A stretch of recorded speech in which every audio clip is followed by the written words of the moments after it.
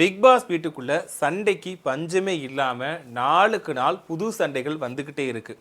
அதாவது மற்ற சீசன்களை கம்பேர் பண்ணும்போது இந்த சீசன் வந்து கொஞ்சம் டிஃப்ரெண்டாகவே இருக்குன்னு சொல்லலாம். ஏன்னா தொடங்கின நாள்ல இருந்து சண்டை சண்டை சண்டை சண்டை மட்டும்தான் இருக்கே தவிர மற்றபடி வேற எதுவுமே அங்கே இல்லை அப்படின்னு சொல்லலாம். என்னன்னா எல்லாருமே இஷ்டத்துக்கு வரிஞ்சு கட்டிக்கிட்டு சண்டைக்கு தான் போறாங்க. மற்ற சீசன்களை பொறுத்த வரைக்கும் என்னென்னா அவங்கள புரிஞ்சுக்கிறதுக்கு ஒரு வாரத்துக்கு மேலே ஆகும். அதாவது அவங்க வந்து சேஃப் ஜோனில் இருக்கிறதுக்காக சண்டை போட மாட்டாங்க, கொஞ்சம் நல்லவங்க மாதிரி நடிப்பாங்க. அங்கே கேரி பண்ணுறதுக்கு, அதாவது அங்கே சர்வே பண்ணுறதுக்கு என்னெல்லாம் தேவை அப்படிங்கிறத அப்சர்வ் பண்ணுறதுக்கே அவங்களுக்கு வந்து ஒரு வாரத்துக்கு மேலே ஆகும். ஆனால் இப்போ பிக் பாஸ் வீட்டுக்குள்ளே போயிருக்க எல்லாருமே வந்து இன்ஸ்டா மூலமாக கொஞ்சம் இன்ஃப்ளூயன்சர்ஸ், அப்புறம் வந்து இன்ஸ்டா மூலமாக பிரபலம் அடைஞ்ச நிறைய பேர் தான் உள்ளே போயிருக்காங்க. இவங்க வந்து தொடங்குன நாள்ல இருந்தே சண்டை மட்டும்தான் போட்டுட்டு இருக்காங்க. அதாவது ஒரு சின்ன வார்த்தை கேட்டா கூட அந்த வந்து பெருசாக்கி பிரச்சனையாக்குறாங்க. இது மட்டும்தான் அங்கே நடந்துட்டு இருக்கு. நேத்து வந்து என்ன நடந்துச்சுன்னா தலைவர் பதவியோட இறுதிக்கட்ட டாஸ்க் வந்து நடந்துருச்சு. அப்போ வந்து இறுதி போட்டிக்கு யாரெல்லாம் தகுதி ஆயிருந்தாங்க அப்படின்னா ஒன்று வந்து ஆதிரே, இன்னொன்று வந்து துஷார், இன்னொன்று வந்து பிரவீன். இவங்க 3 பேரும் தான் இறுதி போட்டிக்கு வந்து தயாராகி இருந்தாங்க. அப்போ வந்து ஒரு டாஸ்க் கொடுத்துருந்தாங்க. டாஸ்க்குன்னு சொல்ல முடியாது, ஒரு 3 ப்ராப்பர்ட்டி வச்சுட்டு இதில் வந்து நீங்கள் ஏதாவது ஒன்று சூஸ் பண்ணணும் அப்படின்ற மாதிரி வந்து பிக் பாஸ் சொல்லியிருந்தாரு. அதில் வந்து முகமூடியை வந்து நம்மளுடைய ஆதிரியை வந்து சூஸ் பண்ணியிருந்தாங்க.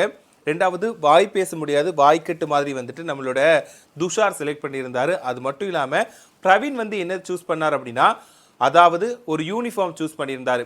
இதில் வந்து ட்விஸ்ட்டை வந்து பிக் பாஸ் வந்து சொல்லியிருந்தார். என்ன அப்படின்னா, நீங்கள் சூஸ் பண்ணக்கூடியது கடைசி வரைக்கும் உங்களுக்கு வரக்கூடிய வாய்ப்பாக இருக்கும். என்னன்னா நீங்கள் சூஸ் பண்ணக்கூடிய ப்ராப்பர்ட்டி வந்து உங்கள் கூட வந்து நீங்கள் இந்த பிக் பாஸ் வீட்டை விட்டு போகிற வரைக்குமே உங்கள் கூட தொடர்ந்து வரும். அதாவது பிக் பாஸ் சீசன் முடிகிற வரைக்குமே உங்கள் கூட இருக்கும். அதாவது நீங்கள் மாஸ்க் போட்டுட்டு இருந்தீங்கன்னா கடைசி வரைக்கும் மாஸ்க் கட்டவே கூடாது. கிட்டத்தட்ட அந்த 100 நாட்களுமே நீங்கள் மாஸ்க் போட்டுட்டு தான் இருக்கணும் அப்படின்ற மாதிரி சொன்னார். அதே மாதிரி வாயில் வந்து துஷார் வந்துட்டு வாயில் அந்த கட்டியிருந்தாரா, அவர் என்ன சொன்னாருன்னா, அப்போ நீங்கள் வந்து 100 நாளுமே வந்து வாயில் கட்டியிருக்கணும், நீங்கள் வந்து பேசவே கூடாது, செய்கை மூலியமாக மட்டும்தான் மற்றவங்களுக்கு வந்து புரிய வைக்கணும், எந்த இடத்துலையுமே பேசக்கூடாது அப்படின்ற மாதிரி சொல்லியிருந்தாங்க. இன்னொன்று பிரவீனுக்கு வந்து அவர் வந்து யூனிஃபார்ம் சூஸ் பண்ணார். யூனிஃபார்முங்கிறது கடைசி வரைக்கும் போட்டிருக்கணும், அதாவது மற்ற வண்ண ஆடைகளை போடாமல் யூனிஃபார்ம் மட்டும்தான் போடணும் அப்படின்ற மாதிரி வந்து ரூல்ஸ் சொல்லியிருந்தார்.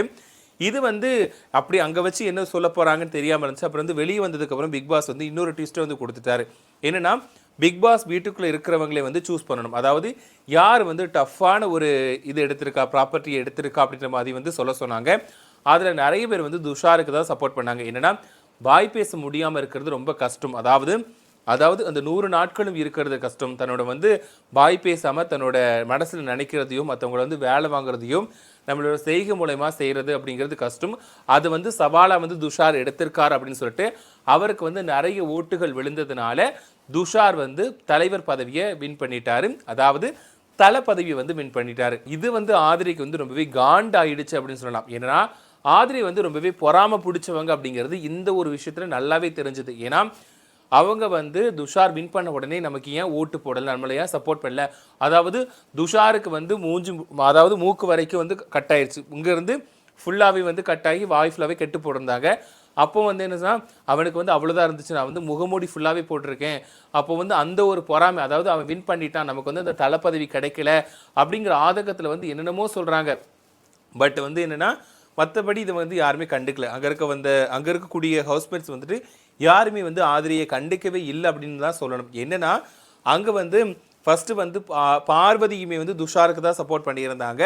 அந்த ஒரு டாபிக் பேசும்போது வந்து ஆதிரி சொல்கிறாங்க, பார்வதி வந்து எதுக்காக சப்போர்ட் பண்ணாங்கங்கிறது எனக்கு தெரியும், அவங்க வந்து இந்த டாஸ்க்குக்காகலாம் சப்போர்ட் பண்ணல, அவங்க வந்து என்னை பழி வாங்குறதுக்காக தான் துஷாரை சொன்னாங்க அப்படின்ற மாதிரி வந்து அவங்க ஓவர் இமேஜினேஷன் பண்ணிக்கிட்டு வந்து ஆதிரி சொன்னாங்க. என்னென்னா ஆதிரி வந்து பொறாமப்படுறாங்கங்கிறது இதில் தெளிவாக தெரிஞ்சுது. என்னென்னா தான் வின் பண்ணலை, அதை துஷார் வந்து வின் பண்ணிட்டான் அப்படிங்கிற பொறாமையோட வெளிப்பாடில் அவங்களோட டாஸ்க்கு பண்ணவே இல்லை. என்னன்னா ஒரு கட்டத்தில் வந்து அந்த மாஸ்க் போட்டுட்டு இருந்த ஆதிரை வந்து அதை கழட்டி போட்டுட்டு என்னால் போட்டுட்டு இருக்க முடியாது அப்படின்ற மாதிரி சீன் போட்டாங்க.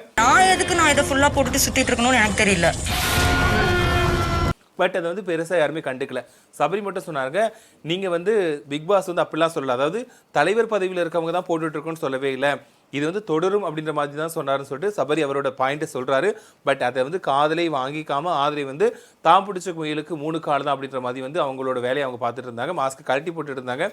இதனால வந்து என்னென்னா கண்டிப்பாக இன்னைக்கு எபிசோடில் வந்துட்டு நம்மளோட விஜய் சேதுபதி வந்து கேள்வி கேட்பாரா அப்படிங்கிறது தெரியல. அதாவது விஜய் சேதுபதி வந்து நடந்த விஷயத்த சொல்லி வந்து ஆதிரையை கண்டிப்பாரா இல்லைங்கிறது தெரியல. என்னன்னா ஆதிரை வந்து கொஞ்சம் ஓவராகவே ஆட்டிடியூட் காட்டுறாங்க அப்படிங்கிறது கொஞ்சம் நடந்த ஒரு 4 நாட்களாகவே பார்த்துட்டு வரோம். என்னன்னா தான் சொல்கிறது மட்டும்தான் கரெக்டு, மற்றவங்க சொல்கிறத இஷ்டத்துக்கு கேட்க முடியாது, நான் எனக்கு என்ன பாயிண்ட் தோணுதோ அது மட்டும் தான் கரெக்ட் அப்படின்ற மாதிரி வந்து பேசிகிட்டு இருக்காங்க.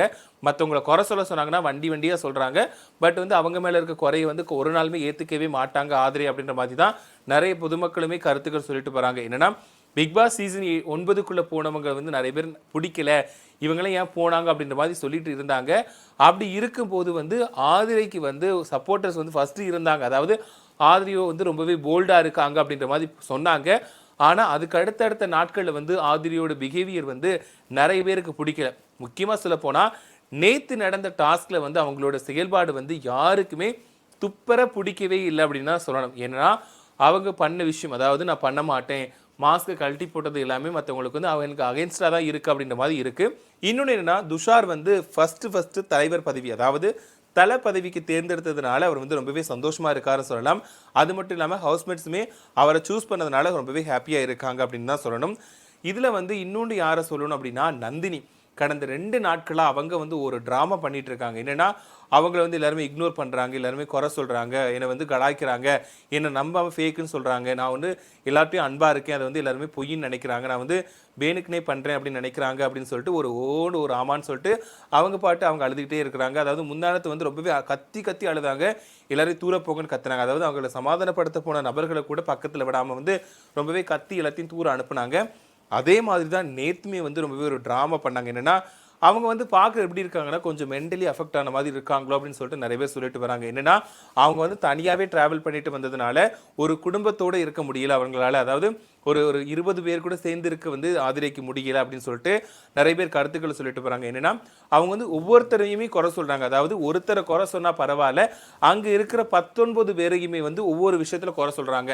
நீங்கள் இதை பண்ணுறீங்க, நீங்கள் இதை பண்ணுறீங்க அப்படின்னு சொல்லிட்டு இதுதான் வந்து அவங்களுக்கு ஒரு பெரிய மைனஸாக பார்க்கப்படுது. அது மட்டும் இல்லாமல் அவங்க ஒவ்வொரு ட்ராமா பண்ணிவிட்டு நான் வீட்டை விட்டு வெளியே போகிறேன், எனக்கு வந்து பிக் பாஸ் வீடே தேவையில்லை, நான் வின் பண்ணிட்டேன், நான் வந்து உள்ளே வந்ததே வின்னு தான், நான் வந்து எவ்வளோ பிரச்சனையை சந்திச்சிருக்கேன் தெரியுமா, உள்ளே வரதுக்கு எவ்வளோ கஷ்டப்பட்டிருக்கேன் தெரியுமா அப்படின்ற மாதிரி அவங்க ஓஹோன்னு சொல்லிட்டு அவங்களோட பாயிண்ட்ஸ் ஃபுல்லாக அவங்க சொல்லிகிட்டே இருந்தாங்க. பட் நிறைய பேருக்கு அது வந்து இரிட்டேட் ஆச்சுன்னே சொல்லலாம். என்னென்னா தேவையே இல்லாத வேலை இது வந்து. அந்த நந்தினி வந்து அந்த இடத்துல கத்த வேண்டிய அவசியங்களே கிடையாது. அதாவது பிக் பாஸ் வீட்டுக்குள்ள இந்த மாதிரி பிரச்சனைகள் இருக்குன்னு தெரிஞ்சுதான் உள்ள போயிருப்பாங்க. அப்படி இருக்கும்போது இவங்களுக்கு ஏற்ற மாதிரி எப்படி எல்லாருமே இருப்பாங்கன்னு எதிர்பார்க்குறாங்கன்னு தெரியல. ஏன்னா அவங்க இதை மாத்தினா மட்டும்தான் முடியும். பட் ஆனால் ஒரே ஒரு விஷயம் என்னன்னா நந்தினி வந்து நான் பிக் பாஸ் வீட்டை விட்டு போறேன் அப்படின்னு சொல்லிட்டு பிக் பாஸ் கிட்டேயே சொல்லிட்டாங்க. அதனால பிக் பாஸ் வந்து ரூமுக்கு அந்த ரூமுக்குள்ள கூட்டிட்டு போனதுக்கு அப்புறம் கேட்டாங்க, என்னாச்சுன்னு கேட்டாங்க. நான் எனக்கு போதும், நான் வந்து பிக் பாஸ் வீட்டை விட்டு போறேன் அப்படின்ற மாதிரி வந்து நந்தினி சொன்னாங்க. அப்போ வந்து பிக் பாஸ் என்ன சொன்னார் அப்படின்னா அந்த ரூம்ல இருக்கக்கூடிய அந்த கதவை திறந்து வாங்க, வெளியே வாங்க அப்படின்ற மாதிரி சொன்னாங்க. பட் அது அந்த அளவுக்கு எந்த அளவுக்கு உண்மை, அவங்க வந்து வெளியே வந்துட்டாங்களா இல்லாட்டா உள்ளதான் இருக்கிறாங்களா இல்லாட்டா இதுவும் ஒரு பிளேவா அப்படிங்கிறது தெரியல. என்னன்னா ஒவ்வொரு சீசன்லையும் வந்துட்டு ஒருத்தர் வந்து தனி ரூம்ல உட்கார, சீக்ரெட் ரூம்ல உட்கார வச்சு அவங்கள மானிட்டர் பண்ணுவாங்க. அந்த மாதிரி இது நடக்குதா இல்லாட்டா உண்மையாவே ஆதிரை வந்து வெளியே வந்துட்டாங்களா அப்படிங்கிறது தெரியல. இன்னைக்கு விஜய் சேதுபதி வந்து வந்ததுக்கு அப்புறமா தான் என்ன நடந்துச்சு அப்படிங்கிறது தெரிய வரும். அது மட்டும் இல்லாமல் யாரை என்னென்ன கேள்விகள் கேட்க போறாங்க அப்படின்னு தெரியல. இன்னொன்று என்னன்னா திவாகரை பற்றி சொல்லணும் அப்படின்னா திவாகர் வந்து அவராக தான் இருக்கிறார். ஃபர்ஸ்ட் வந்து திவாகரை வந்து 2-3 நாளாக வந்து எல்லாருமே டார்கெட் பண்ணாங்க. பட் அது யாருக்குமே அது வந்து பலிக்கலை. என்னன்னா அவர் வந்து மற்றவங்களுக்கு இடம் கொடுக்காம நீங்கள் என்ன தான் கத்துனாலும் பரவாயில்ல, நான் இஷ்டத்துக்கு தான் இருப்பேன், அதாவது நான் என் பாட்டுக்கு தான் இருப்பேன், உங்களோட பேச்சுக்கெலாம் எனக்கு அது எதுவுமே டிஸ்டர்ப் ஆகாது அப்படின்ற மாதிரி திவாகர் வந்து அவர் பாட்டுக்கு அவர் வேலையை தான் பார்த்துட்டு போகிறாரு. இதனால் வந்து எல்லாருமே ஃபர்ஸ்ட் வந்து ஈஸியாக அட்டாக் பண்ணிடலாம் நினச்சாங்க திவாகரை. பட் வந்து திவாகரை வந்து அந்த நினச்ச மாதிரி எதுவுமே பண்ண முடியலன்னு சொல்லிட்டு திவாகர் பக்கம் போனது நிறைய பேர் போகலை அப்படின்னு சொல்லலாம். ஒரு சில பேர் இன்ன வரைக்குமே இருக்கிற இடம் தெரியல. அதில் பார்வதி வந்து கொஞ்சம் வந்து 2-3 நாட்களாக சப்போர்ட்டர்ஸ் நிறைய இருந்தாங்க. ஆனால் பார்வதிக்குமே இப்போ வந்து என்ன சொல்கிறாங்கன்னா, ஏன்பா இவங்க வந்து எப்போ பார்த்தாலும் இப்படி இருக்கிறாங்க, இவங்களும் ஒரு அடமெண்டாக இருக்கிறாங்க, இவங்க சொல்கிறது மட்டும்தான் கேட்கணும்னு நினைக்கிறாங்களோ அப்படின்ற மாதிரியும் சொல்லிட்டு வராங்க. இதெல்லாம் பொறுத்து வச்சு பார்க்கும்போது விஜய் சேதுபதி யாரை வந்து என்னென்ன கேள்விகள் கேட்க போறாங்கன்னு தெரியல. உங்களோட விருப்பத்துக்கு இங்க வரல. ஆக்சுவலா வந்து இது அது இல்ல ஷோ. அது இன்னொன்னு என்னன்னா திவாகர் மரியாதையை குறைவா பேசின எல்லாத்தையுமே கேட்பாரா அப்படின்னு தெரியல. என்னன்னா அவர் வந்து எல்லா இடத்துலையும் எல்லாத்துக்கும் மரியாதை கொடுத்து தான் பேசுறாரு. குறிப்பாக வந்து ரம்யா ஜோ வந்து அவர் வந்து யோ போட்டு பேசுனதாக இருக்கட்டும், கண்ட்ரிபியூட்னு சொன்ன வார்த்தையை வந்து அவ்வளோ பெரிய பிரச்சனையாக்குனதாக இருக்கட்டும், இதெல்லாம் பற்றி வந்து விஜய் சேதுபதி கேட்பாரா, கண்டிப்பாக வந்து கண்டனம் தெரிவிப்பாரா அப்படின்னு சொல்லிட்டு தான் நிறைய பேர் எதிர்பார்த்துட்டு இருக்காங்க. ஏன்னா எப்போவுமே வாரம் பிக் பாஸ் ஷோவில் வந்துட்டு கடந்த 7 சீசன்கள் எடுத்துக்கிட்டோம்னா கமலஹாசன் தொகுத்து வழங்கினார் இல்லையா, அவர் வந்து எப்பவுமே என்ன பண்ணுவாருன்னா சனி ஞாயிறுல வந்து எல்லாத்தையும் வச்சு செய்வார். அதாவது நம்ம என்னென்ன கேள்விகள் கேட்கணும்னு நினைக்கிறோமோ அது எல்லாத்தையுமே அவரே கேட்டு அந்த இடத்துல நோஸ்கட் பண்ணி விட்டுருவாரு. அந்த மாதிரி வந்து விஜய் சேதுபதி போன சீசன்ல பண்ணல அப்படின்ற பேச்சுகள் தான் இருந்துச்சு.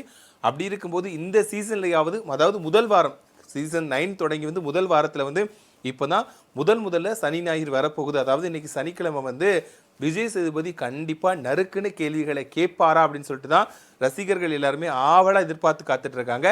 அதே மாதிரி இன்னைக்கு சனிக்கிழமை விஜய் சேதுபதி வந்து எல்லாத்தையும் டான்னு நச்சுன்னு கேள்வி கேட்க போறாரா, இல்லைன்னா மற்றவங்களுக்கு நோஸ்கட் கொடுக்க போறாரா, இல்லைன்னா மற்றபடியே பழைய சீசன் மாதிரியே வந்து நார்மலாக முடிச்சிட போறாரான்னு தெரியல. இது வந்து அவர் நல்ல கேள்விகள் கேட்டால் சுவாரஸ்யமாக போகும். அது மட்டும் இல்லாமல் தப்பு பண்ணவங்களை வந்து தட்டி கேட்டாருன்னா மட்டும்தான் பிக் பாஸ் ஷோவுக்கு வந்து கொஞ்சம் ஆதரவு இன்னும் கொஞ்சம் அதிகரிக்கும்னே சொல்லலாம். ஏன்னா எந்த அளவுக்கு வந்து கடந்த சீசன்கள் நடந்துச்சோ அந்த மாதிரி இல்லவே இல்லை அப்படின்ற கருத்துக்கள் மட்டும்தான் இப்போ வந்து மக்களோட மனசில் ஓடிட்டு இருக்கு. அதை வந்து இல்லை எப்பவும் போல தான் இருக்குது, நாங்கள் வந்து நியாயமாக தான் நடத்துகிறோம் அப்படின்ற மாதிரி வந்து விஜய் சேதுபதி கொண்டு போக போகிறாரா அப்படிங்கிறத நாம் வந்து பொறுத்திருந்து தான் பார்க்கணும்.